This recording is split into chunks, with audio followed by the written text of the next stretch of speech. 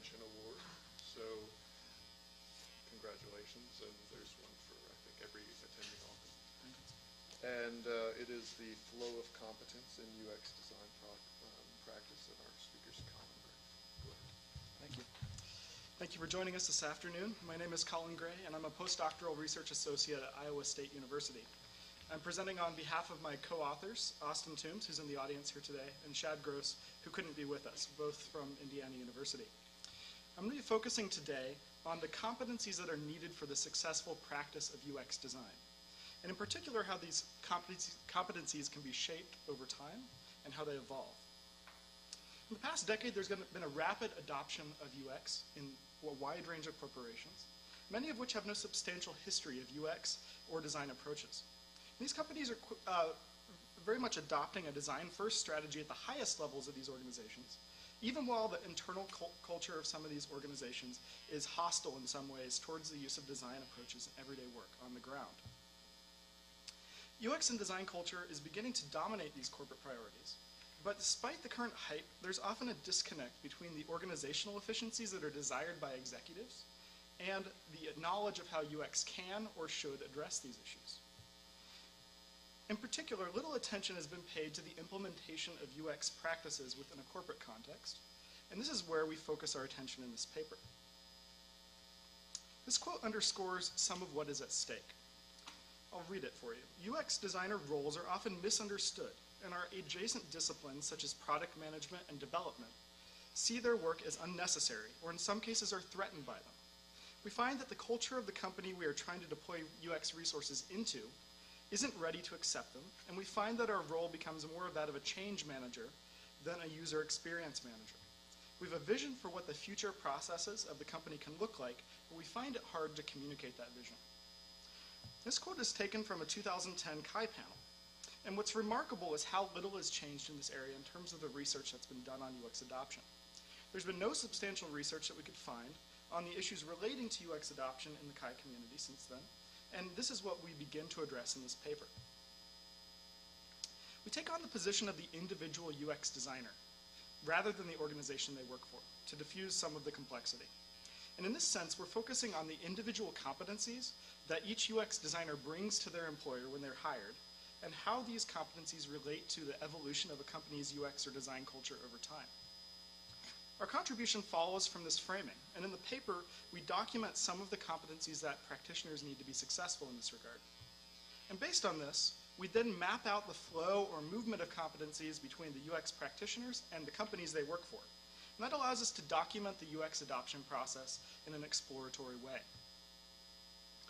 There's been a wide range of research done on the development of professional competencies, some of which is summarized on this slide, but there's a much deeper dive in the paper. In previous work I've presented on in CHI, I've demonstrated an identity-centric view of UX competence, with a focus on the soft skills of design and tool performance. And this corresponds to larger framings of competence and calls for somebody to be T-shaped, or having deep skills and specialization, but also having broad skills that allow collaboration and learning from others. Nelson and Stolterman also present the designer as being a natural leader within the organizational context, at least in an aspirational way. And these people are not only capable of doing design work itself, but also in communicating its value to others. Most of these framings of competence have been presented in a relatively static way, though. And in other words, we don't really have the tools or language to talk deeply about how competence changes over time, might react to one's development as a professional within an organization, or otherwise evolves. Rather than taking on a somewhat static or isolationist view as some of the other approaches within competence literature have done, we explicitly relate to the development and socialization of competence in a very dynamic way. And this involves moving away from a sensibility that thinks of a static set of UX competencies that are needed to be successful. And this static set often is irrespective of the company culture that somebody's working within, or shifts in the nature of UX design over time as technology changes. And this moves us to an understanding of how competencies are built and how they evolve. This dynamic lens allows us to look at a number of competencies relating to UX practice in a different way than is currently possible. This impacts not only how we train UX designers in a classroom or educational context, but also in the ways that these students turned professionals are able to impact their organizations with their knowledge and skills. And finally, this lens allows further insight into how organizations react to UX adoption on large and small scale levels. And I'll return to a couple of these points at the conclusion. Our approach has two main parts, which I'll briefly summarize here, and this is the first part. There are more details in the paper. If you're so inclined, you can dig a little bit deeper into the method. First, our research team conducted interviews with 6 design practitioners, where we focused on how these practitioners conceived of their competence and how they felt like they stayed competent over time. After data collection, we performed an emergent thematic analysis in 2 phases. First, working individually on the 2 interviews each of us had conducted, and then as a group across all 6 interviews. What we noticed was that participants frequently contrasted their own competence with that required of their employer, talking about how individual and group competencies they needed to succeed as a designer. And this prompted us to build out a simple schema to discuss these findings further. Before I show you the schema we built as a team, I'll summarize the second part of our approach, where our goal was to establish a generative research value for the resulting schema. And to do this, we performed 3 additional interviews with a new set of UX practitioners and asked these practitioners about their competence in interaction design as user experience designers, how this related to their design process, and how their perceived competence they felt had changed over the course of their employment. In the full paper, we detail the experiences of these participants through 3 substantial case studies. Unlike a traditional research model, a schema is not judged based on its precise modeling of reality. Instead, a schema's purpose is generative insights, which is what I hope to document through the 3 cases that we did. Our schema is quite simple in construction. It's just a semantic differential combining 2 different binary oppositions. The first is individual versus group, with the actions and beliefs of an individual practitioner on the top, and the actions and beliefs of a group or organization on the bottom. The second binary is espoused versus in use. And this draws on the work of Ardress and Schoen, particularly the idea that we all have beliefs about ourselves or our knowledge, but these are not always completely in line with how we actually act. So the espoused side refers to internalized tacit action, or the identity or latent beliefs of that individual, and the in-use side refers to externalized explicit action, which we see through what an individual actually does. The schema is then formed by 4 combinations of these binaries, which I'll talk through briefly. First, individual espoused is the competence that's espoused by an individual, which they claim to act upon and make up their perception of their identity as a UX designer. Second, individual in use references the explicit activities that an individual uses to perform their identity and beliefs about design in their design process. And this is what actually happens. Moving to the group level, we have a similar dynamic. Group espoused describes what a company or group believes about competence building for their employees, or their beliefs about competence or design in general. And this is often referenced in a company's marketing materials or hiring packet. And finally, group in use includes explicit company behaviors that reinforce competence building or assumptions about what competence includes, thereby performing the beliefs of the company or group. This could be the funding that is provided for conferences or professional development, or other ongoing support to increase one's personal abilities. The core of our paper builds on these 4 quadrants, where we show a series of flows between these competencies. And this looks a little bit complicated when viewing them all at once, as I have here, but I'll work through them one at a time in a moment. These practitioners had 2 to 5 years of experience and represented a relatively diverse set of corporate environments, even while these 3 participants were male from the United States. 2 participants represented companies with a more design-inclusive or design-first culture that had shifted at some point within the last 5 years, and then 1 represented a company that was just beginning the transition from an engineering-dominated corporate culture. The first flow of competence I want to call attention to is probably the most common and the most personal. This is what Donald Schoen might call an awareness of reflective practice. An ongoing dialogue where you perform your beliefs as a UX designer, or what might be your identity claims about yourself, and then depending on the outcomes, you might then choose to alter your beliefs. Thus, internal beliefs can be reinforced or altered through practice. And several activities emerged for the 3 participants in relation to this kind of flow. The first one, engaging in design activities outside of their job, was taken on as a result of a lack of opportunity to continue their development as a designer within only their corporate context in which they were hired. Reading widely and self-learning, as well as building a design community within their organization, are also examples of this kind of reflective dialectic playing out, where individuals perform their beliefs about what a good designer does and then alter these behaviors over time in reaction to their outcomes. The second flow is essentially the corporate or organizational version of the individual reflection we just discussed. Any organization that has a shared set of beliefs, or what they might say is their unique value to a potential client. In actually performing those beliefs, they might discover areas where alteration of those beliefs is necessary. And it's notable that companies are much more monolithic and less malleable than individuals. And so change is much slower, and often it's much more chaotic when these shifts between beliefs and actual in-use performance changes. In two different cases from all three of the participants, we could see some positive shifts in organizational culture or the espoused beliefs in relation to the adoption of their design culture. In Peter and Joel's cases, their respective companies hired executives to champion design, either as a high-level manager or chief design officer at some point during those first 5 years. Martin told a somewhat different story, though. But because there was less grassroots support for design among existing employees within his company, this effort to legitimate design on a very high organizational level actually resulted in a lot of frustration from long-term employees who were very used to the engineering mindset of the company and had grown accustomed to these different patterns of work than were being asked of them. Now that I've shown you two relatively simple flow patterns, I'll go through through two different longer chains. The first one demonstrates how individual competencies in relation to UX design have the potential to alter the company's espoused beliefs.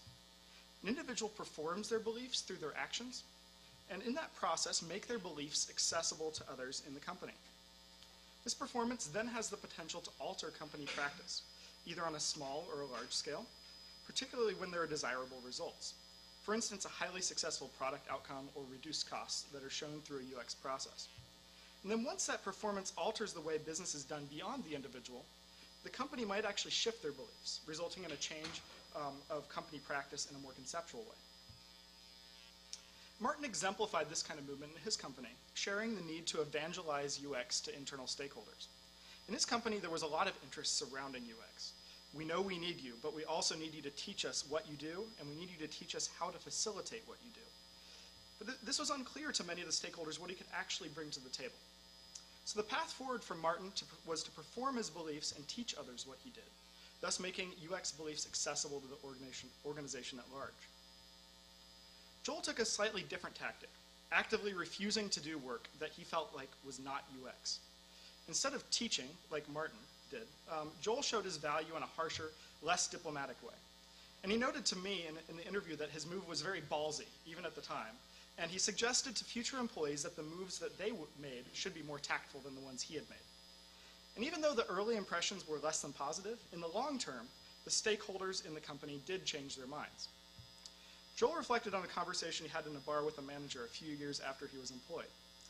And he said, the manager told him, "When you used to talk about UX, I thought you were full of shit. But now I actually believe what you do is valuable." So there was a shift in the organizational understanding of what he was able to do. The final flow demonstrates how a company's culture might alter an individual designer's sense of identity and practice, though. And this goes in the opposite direction from what we just saw.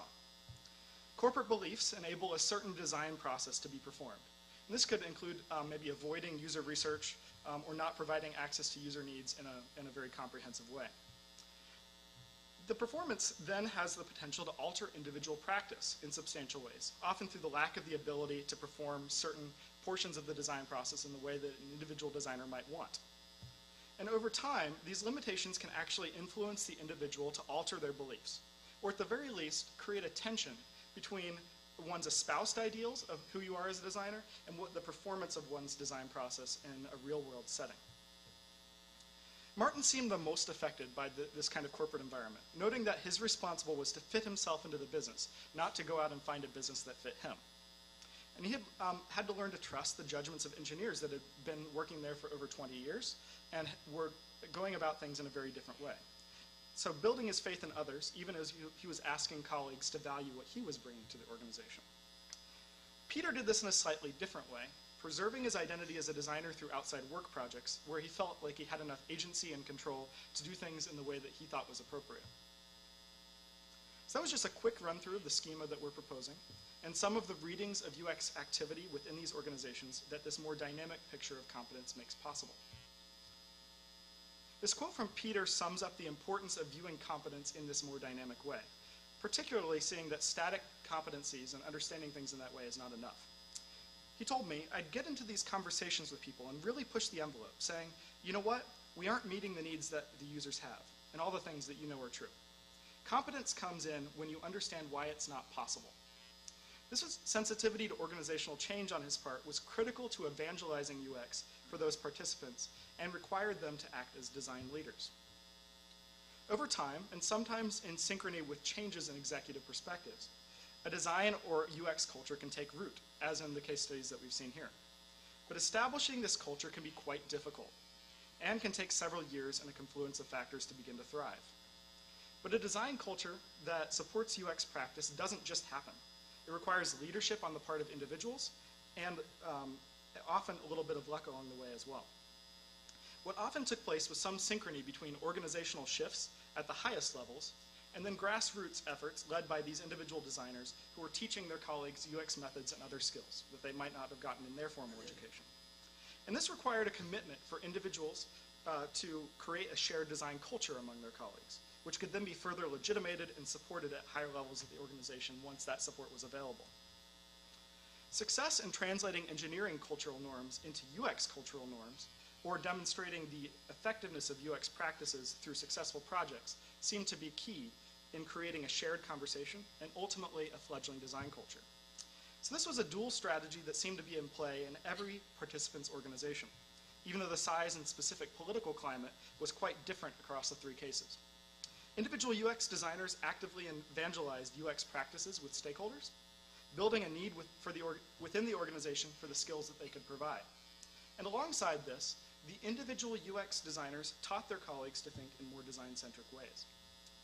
This paper represents just a first step in understanding issues relating to UX adoption and the implications of this adoption for the education of future UX designers.